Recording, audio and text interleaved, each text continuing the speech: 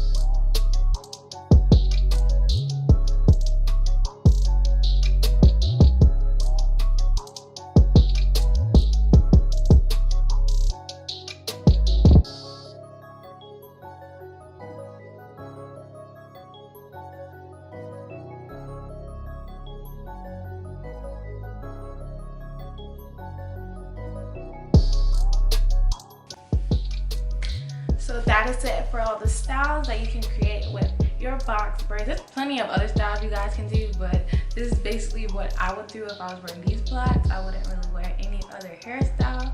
These are super cute to do and easy to do going back to school, going out with your man, going out to hang out with your girls, just chilling at home. Any hairstyle you can do, just rock it. And it's just easy to do. All you need is 2 scrunchies and a piece of your plait. Thank you guys for watching. I'll see you guys in my next video. Don't forget to hit that subscribe button, comment down below, thumbs up this video, also turn on your notification posts. Bye.